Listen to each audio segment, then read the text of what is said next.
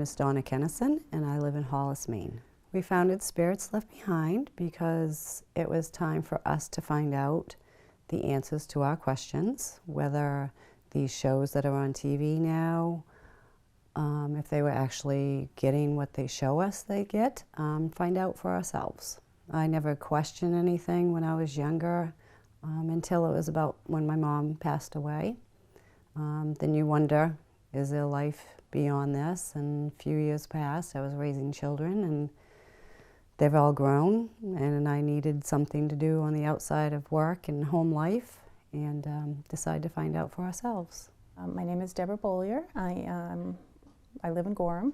We met because I left another group, and I was looking for a group that I thought I'd be compatible with, which is very difficult. And I saw them and immediately just knew that it would work. So I called them, and then it was history. We all got along great, and we're all very similar. My name's Beverly. I'm from Buxton. I have been with Spirits Left Behind for a little over 2 years now. It's becoming more popular because of the TV shows that have come out, and it has opened people's awareness, I believe, of what's going on, and that people that have been saying that they see things or they've noticed things in the past, now they're thinking, well, maybe that person was right. Maybe they weren't crazy like we thought they were. My name is Caroline Mazoyan, and I'm from Old Orchard Beach, Maine. I've been with Spirits Left Behind for about 1.5 years. I met because I saw an advertisement on the side of a car driving by, and I called the number and asked if I could join, and met with the team leader, and we exchanged our stories, and I joined the team. I did not have any training, but I was actually heading in that direction, kind of going solo, because I couldn't find anybody that was interested in everything. It scared everyone, including my kids.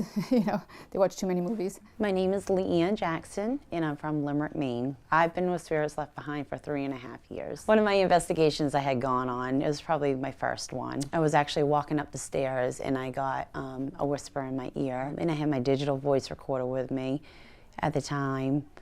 I asked the investigators, did anybody say something? And they said, no, nobody said anything. And I said, well, I think I just got whispered in my ear. I try to tell them to command their space, like when they come into the house. Actually, the people that own this business, they walk in, they're like, hey, how's it going? Because they know that they're here. So they just kind of like welcome them, they're not afraid of them, and accept them.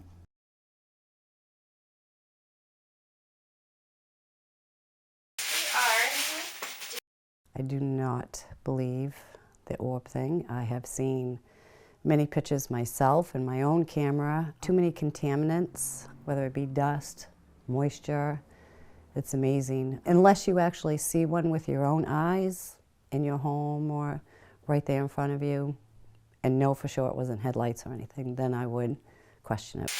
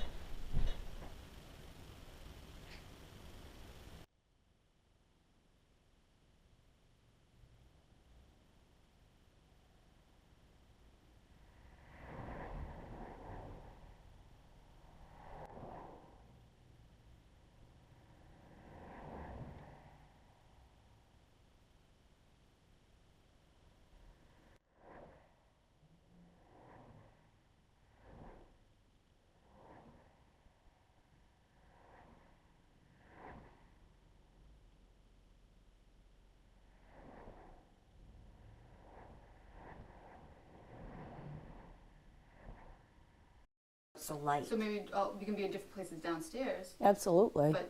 and then we'll all go upstairs where Yeah, like I wouldn't Start together. I think we should all be together just because of that fact. Okay. But the other thing is, if we're gonna like start here, it's all right for a few of us to separate, but I don't think some of us should be here and then out in the other room, because that's still gonna take too much. These 2 rooms are good. Yeah. Because they're in here. Hopefully, they're in here with us. So.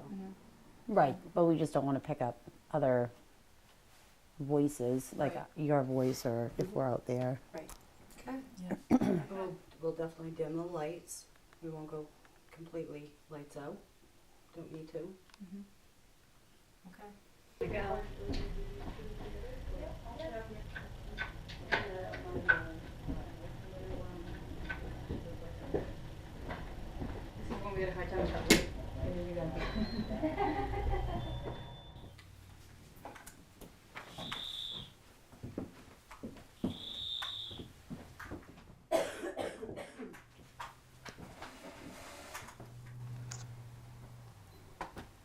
now it's off. There you go. That might work.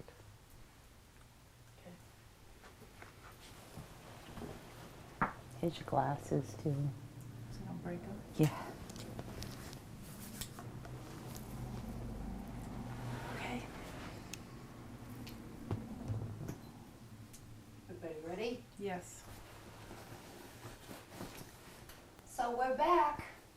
Do you remember us? Even though I don't go into a place and say that I'm sensitive, I never tell clients that. It's not something that I say. But with them, I can say, hey, I'm feeling this, or, you know, I'm feeling that, or I saw something, which doesn't happen a lot. But, you know, it's good because we all bring something different into our group, so.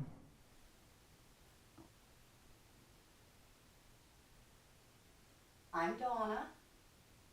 I'm Beverly. I'm Caroline. I'm Leanne. And I'm Debbie. I haven't met you, so I'm very excited for you to talk to us tonight. I haven't either. There are other things you can play with that you can turn the lights on for us. We have a box up here on the shelf. Beside me, there's a box on the stairs that you can turn on and off to let us know you're here.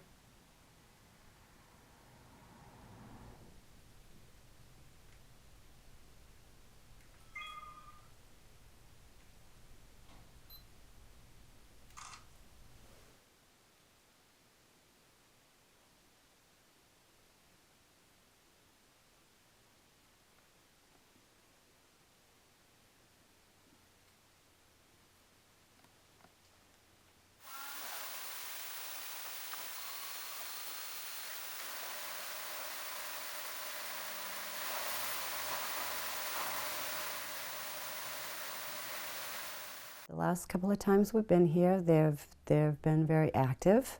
When we've asked them to make noises for us on cue, they have. We've gotten mini EVPs and we've gotten names, so we have something to work with, male, female. So I'm excited for tonight, for sure.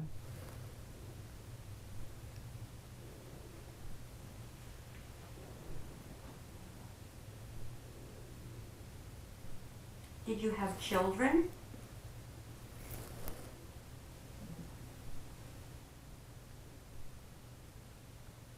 I heard something. Did anybody hear it? I had something to say yes. It sounded like it sounded like a male. Can you tell me what your children's names were? Are any of your children here with you?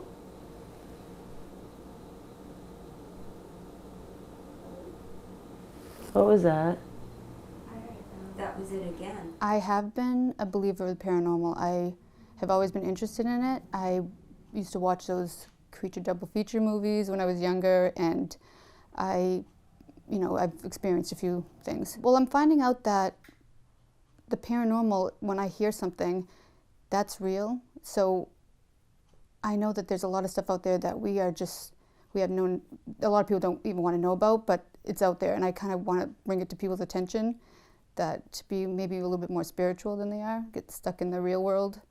So try to make them see that there's other things than what's going on in their life that's so serious. My favorite piece of equipment would be my voice recorder. I love the EVPs. That's my favorite part, is to put the headphones on when it's quiet and just listen to see what they've said to us in between our own statements or our questions. That's my favorite part, my voice recorder. An EVP is an electronic voice phenomenon. It's what we call that when we get something in our voice recorders. When we're recording during an investigation, we don't hear with our own ears lots of times. Once in a great while, we may be lucky enough to get something that we hear, like a knock or something like that. But several investigations, when we're going over our footage afterwards, we will hear somebody answering our questions.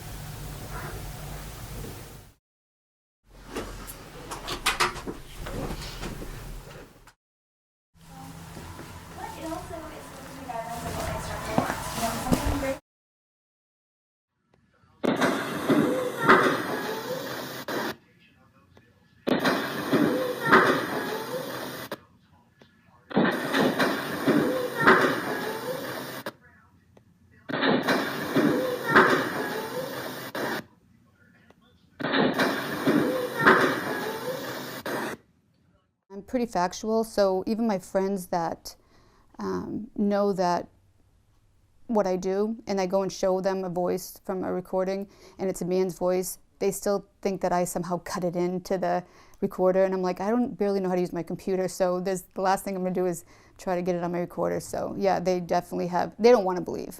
A lot of the spirits we may not be able to hear with our own ears, but the digital voice recorder can pick that up. You know, I think in general, when somebody has a haunting, usually it's not anything to be afraid of. Usually it's not anything bad or malevolent. It's usually something that's either stuck, residual possibly, or you know, maybe a relative. Usually it's not anything bad. It's very rare that it's something that's bad. So I would kind of accept it. But if it's something that you're really, really afraid of, then call on a team or, you know, have it investigated. And I think a lot of times people feel much better when somebody comes in and says, okay, you know, it's okay. You know, you're going to live with them and they're living with you and they're not going to hurt you. We've heard your voices, but we can't see you. Could you show us what you look like?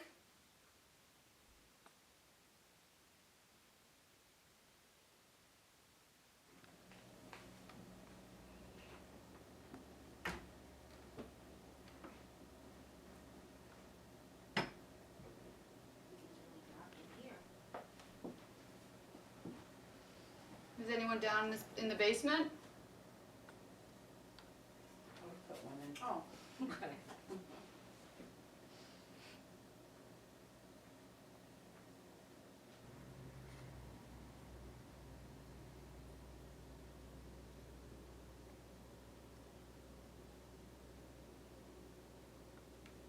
"20 years ago, people weren't as open on these things, and I think that generation and the generations before were told that if you heard something or you saw something, it was just your imagination. I'm open-minded, I'm Protestant, so nothing this side or that side was told to me whether to believe or not, so that was good, but everybody's got their own reasons, I guess. I don't know if it will be 100% proven. I hope so, with all the technology that we have now that we can capture. But there's probably a lot of things that we shouldn't know and probably will never know until we pass, and maybe we're not supposed to know.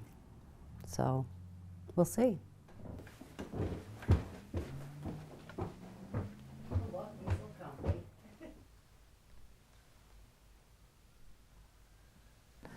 So we use it, and supposedly you can capture a spirit by their presence, that they give off electromagnetic waves.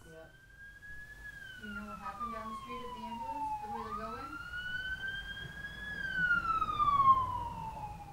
We do rule out everything first when you use it. You have to rule out that there's not anything electrical, near you that could give off. So, we know that the area that we're in isn't putting off any waves. Can you turn my lights on over here?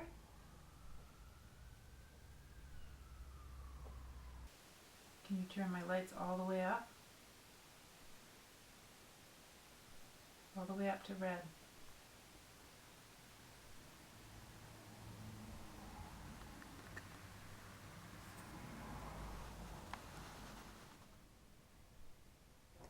And it's more evident if you're in a place where there isn't any electricity or there isn't anything that could give off any electromagnet waves. Sometimes you have it work a lot. They even answer questions through our devices that way.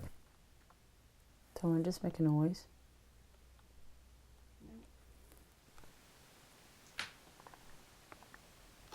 If you're the man, can you turn it all the way up to red?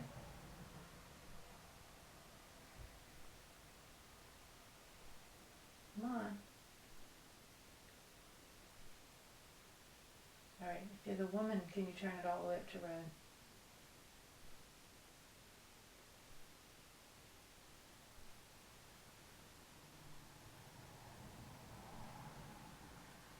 It's different. We definitely bring a different vibe, I think, being all women. I've had a lot of experiences that have shaped my paranormal beliefs, starting from when I was little.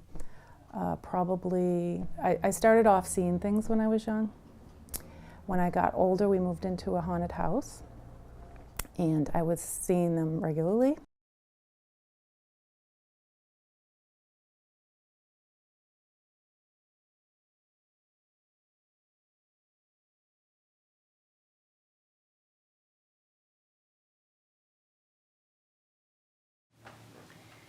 This box is going to be really loud, but it may give you the energy to be able to say something to us.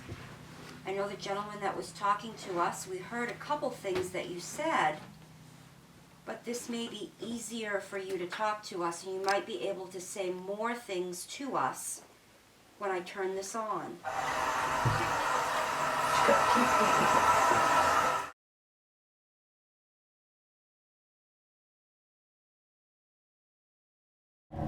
So we're all up here now to talk to you. We're not going to be here all night. We're getting ready to go. So if there's anything you want to tell us that's important to you, we would love to hear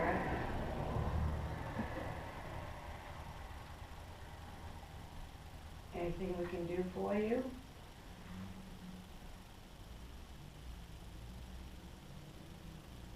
Any messages you want to give to the daycare owner or any of the kids? Anything at all? Loud and clear, please.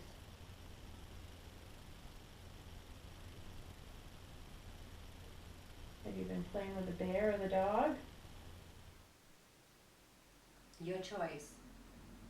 But it's not like you're going to get somebody that's going to come along that can help you every day. And I'd love to help you if we can. Any of you. So anytime during this investigation you need to speak up, please. Any messages you want to give to the daycare owner or any of the kids? Anything at all? Loud and clear, please.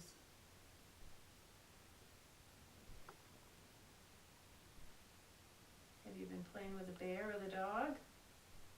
They're right there in the middle. I would definitely either call one of the groups up or talk to somebody that you can trust about what's going on in your home or whatever's going on. Definitely be open and talk to someone. Look into a group maybe coming in and do an investigation just to prove that you're not going crazy, there are things happening. I think they automatically get scared, but I think sometimes someone's trying to give them a message. Even just to say, maybe it's a relative or to say that they're okay, but I think they automatically go towards like the dark side when sometimes it's really not that scary. No, I think any awareness is good. I think being able to talk about this finally is good. And there are some shows that I think you have to look at it and say, do I believe in how they're doing? Do I believe in what they're doing? And if you decide to do this on your own, you really have to decide what's right for you. Because what's right for me may not be right for you. If you are, I'd find a reputable team that have the equipment to come in to investigate, and then hopefully you get some answers. Make sure they ask questions that you want them to ask. Make sure they're reputable. Make sure they don't charge. Make sure they're respectful. Do not come in, have anybody come in provoking, doing it for fun and games. It's not fun and games. Okay. All right. Thank you. Thank you. Thank you. For letting us come visit you.